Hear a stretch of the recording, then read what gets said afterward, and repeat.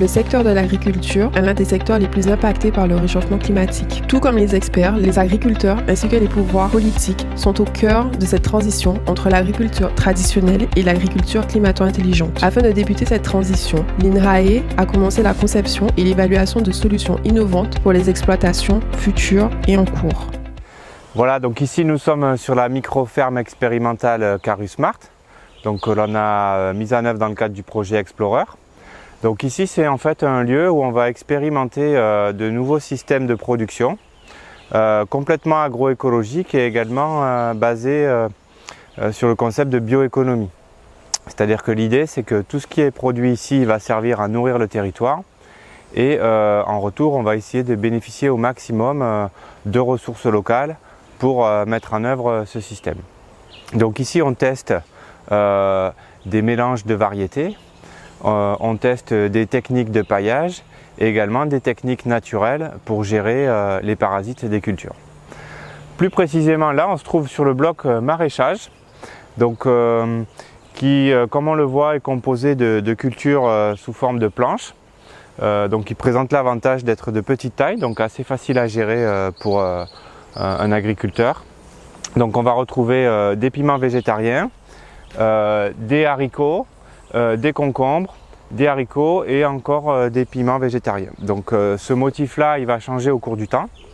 Et ce qui est vraiment intéressant, c'est qu'après 3 années de travail, le travail porte ses fruits, puisqu'on observe des niveaux de productivité qui sont vraiment très intéressants, très élevés.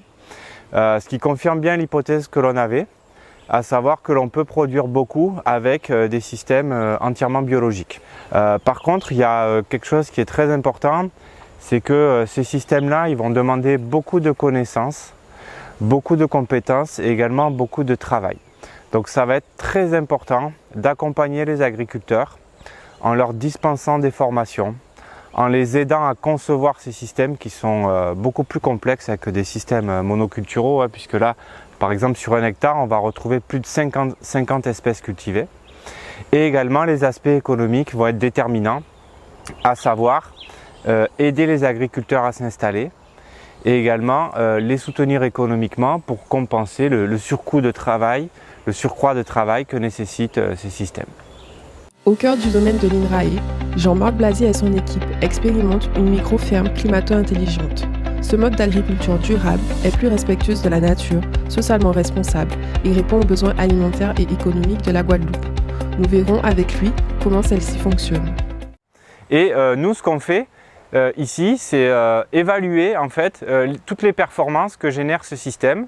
Donc en termes économiques, combien de temps ça prend, combien ça rapporte, combien ça coûte de mettre en place ces systèmes.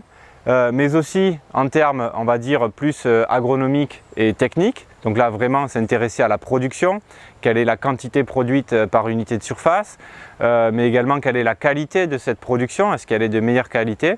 Et également, on suit tout un tas de paramètres environnementaux, comme par exemple la séquestration de carbone dans le sol. Combien ce genre de système permet de séquestrer de carbone dans le sol. On va suivre également les effets sur la biodiversité.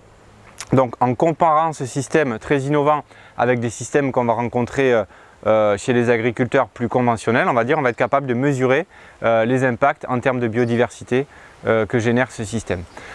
Alors en termes de résultats, qu'est-ce que ça donne? Donc ça fait 3 ans que cette micro-ferme expérimentale a été mise en place et donc aujourd'hui on commence vraiment à avoir de premiers résultats consolidés. Qu'est-ce qu'on voit? Déjà, premier résultat extrêmement intéressant, c'est qu'il est possible de produire beaucoup avec des systèmes biologiques, avec des systèmes uniquement basés sur l'agroécologie et sur la bioéconomie.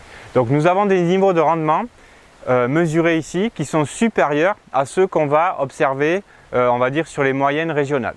Donc ça c'est vrai par exemple sur la culture de la banane, c'est vrai sur la culture de la canne et c'est vrai sur la culture d'igname où on a vraiment des résultats qui sont supérieurs et parfois même 2 fois supérieurs aux résultats aux moyennes régionales qu'on va observer.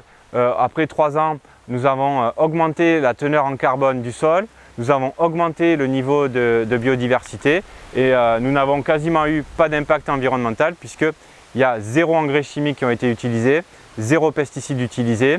Les seules sources d'intrants que l'on utilise, on va dire, sont un peu de carburant, pour des micro-machines qui sont quand même importantes justement pour limiter quand même la quantité de travail demandée aux agriculteurs.